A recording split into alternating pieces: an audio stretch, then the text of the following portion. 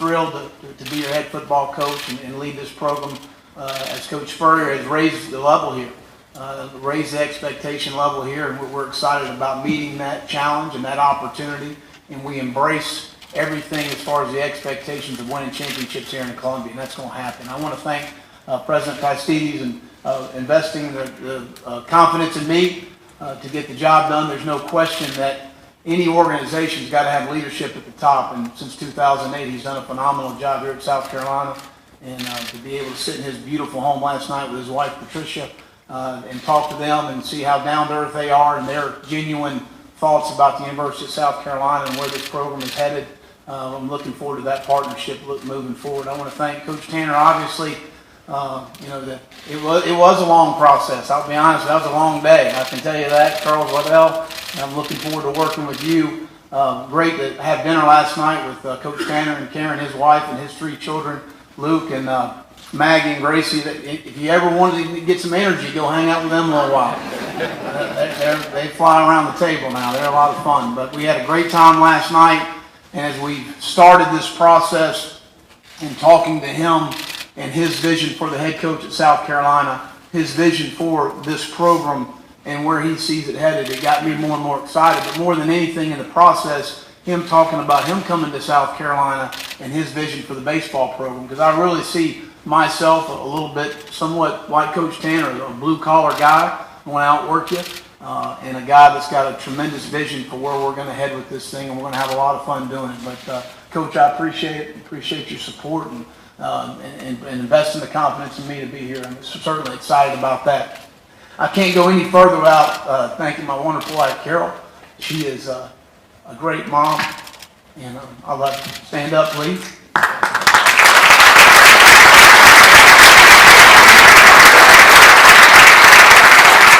Gamecock Nation, if you don't think I can recruit, look at her and look at me.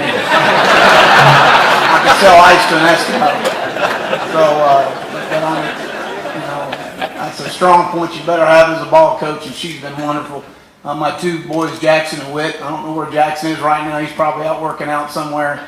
But Whit, 2 great kids that have, as a coach's family, as a coach's wife, you sacrifice a lot for the coach's career. And they've done that, and I can't thank you guys enough for what you've done. There's a great blend here. Anytime I meet with a student athlete, I talk in terms of a great blend academically, athletically, socially, and spiritually for what you're looking for in a school. And I see that here at South Carolina. I look at academically what we've done with our student athletes, the Doty Center, and that's the best there is in the country. And the academic support we're going to have for the student athletes and provide for them, not just about academically, but about life. And that's really important in the maturation process for these young men to continue to further their lives and launch their careers when football's over. Because it's all going to end. Less than 4% of the young men that play college football make it more than 4 years in the National Football League, and that's where retirement cuts off. So let's be realistic about how long they're going to play after their careers are over here at the University of South Carolina. And the support from that center and from the people within that center is outstanding. The spiritual support to give the young men outlets for what they want to be able to accomplish, and to make sure there's things and there's people that they can talk to that maybe they won't talk to Coach Muschamp about, but they certainly have those people to reach out to. And then socially, the diverse campus that we have, that certainly Coach President Pastides has really pushed for. It's really exciting that a young man can come on this campus, but also in the city of Columbia, and have a wonderful experience and a great college experience. And that's really important to me. It goes a lot further than Saturday afternoon with me. We're with them Sunday through Friday, and the growing process of a young man and the future leaders of our country. And that's really important to me. And then athletically, football's a developmental sport. So you've got to develop, and you start it with the evaluation process in high school.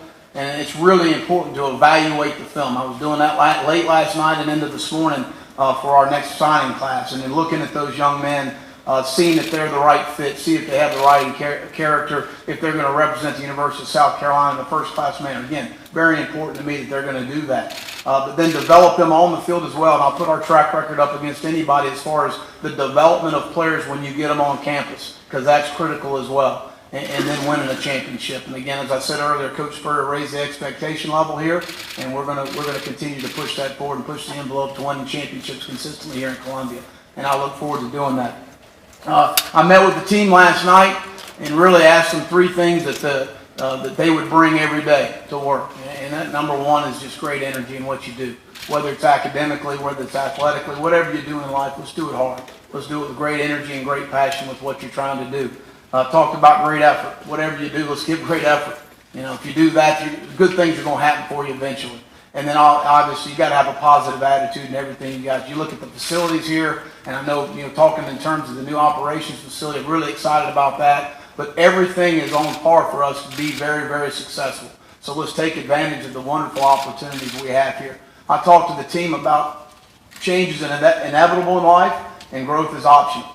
Change happens, and a lot of times you can't do anything about it. And what's happened as far as Coach Spurrier moving on and whether or not the staff's going to be here or not, those are things that are out of your control. But the growth you can control. So grow with us in what we're trying to do. We're going to assemble an outstanding staff. I'm going to address that as we move forward. But guys are going to do a great job and represent this university in a first-class manner. And I think the players really warmed up to that.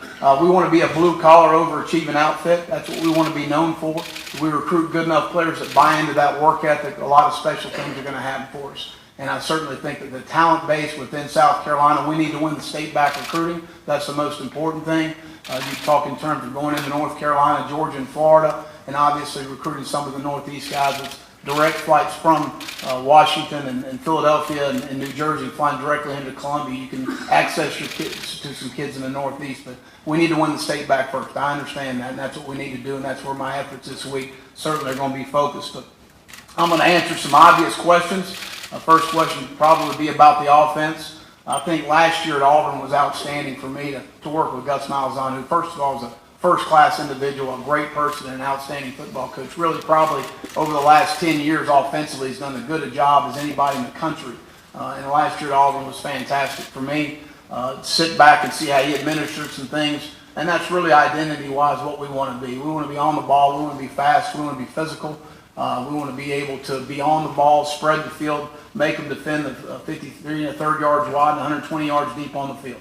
And that's really what we want to be offensively, and I think our guys are really excited about that. Defensively, my hands will be on a lot of it, and I think everywhere we've been, the track record speaks for itself as far as the success we've had, but that also goes back to good players. Is what I'm going to do this week is get on the road recruiting. That's what we need to do. But I think we'll commingle based on front-wise and coverage-wise based on what we have. I'm not going to ask a player to do something he can't do. If a guy can't cover a bucket of water, I ain't going to ask him to play man-to-man. So those are things, to me, as a coach, you evaluate what your guys can do, and you fit your system to what your guys can do. And I think that's really important. We're going to be really aggressive on special teams. To be able to control the vertical field position in the game is really, really critical, and that's something that we understand that's 1/3 of the game. Obvious question about staffing. I kind of hit on that already. I want to hold off on getting ahead of myself as far as those things are concerned. Don't believe everything you read or what you write. So I think, I know everybody's got the staff figured out, and just let me know when you know. So we have an outstanding staff here, and I met with some of those guys last night, and moving forward, I'm going to hire the best guys for us. I'm going to hire the right fit for us, the best coaches for us, and the best fit for South Carolina. And that may take some time, and I'm not going to put a timetable on it, because at the end of the day, you want the best fit for our young men. It's our job as coaches to really service the players. If it weren't for the players, we wouldn't have jobs. Now, within that, we've got to hold them accountable to make them dependable and continue to grow and mature as young men, as athletes, as students, and all of those things. But we're going to hire the best staff available. Probably get some questions about sideline demeanor. Coach Tanner and I have talked extensively about his expectations as the head coach of the University of South Carolina. And I'm certainly in accordance with everything that he wants done. I am a passionate guy. I do have a competitive edge about me. I do coach with a lot of energy on the field. And I want our players to play with relentless effort and great energy and great passion. Because I have been coaching a long time, and I do know that your players generally take the personality of the coach. And I want our guys playing with that type of competitive edge every time they go out, but also representing South Carolina in a first-class manner. and that's what we're going to do. I know one thing, I'm going to be really excited of running out of that tunnel Williams-Brice in 2001 cranks up. I can tell you that right now. It gets goosebumps thinking about it, but really excited about that. I'll probably get asked about, what happened at Florida and what did you learn, and I think it's great to reflect, have some perspective on what you did well, because we did a lot of things very well. It didn't end the way I wanted to. My first day on the job, I sat with our president, Dr. Bernie Matchin, and came in my office one-on-one and shut the doors and said, clean it up. You need to clean the place up. And we did that. We did that. We left the program much better than we inherited. It didn't end the way we wanted to, but we graduated our players with the highest grade point average in school history for consecutive semesters, my last 4 semesters there, and we did things the right way. So certainly, anytime you're able to reflect and take some perspective on what happened, you got to be willing to learn. That's one of the things you got to be able to do is look back, and there's nobody that's going to be more self-critical of themselves than myself as far as what we need to do to be successful as we evaluate ourselves moving forward here. And with that, I'll open it up for any questions you might have.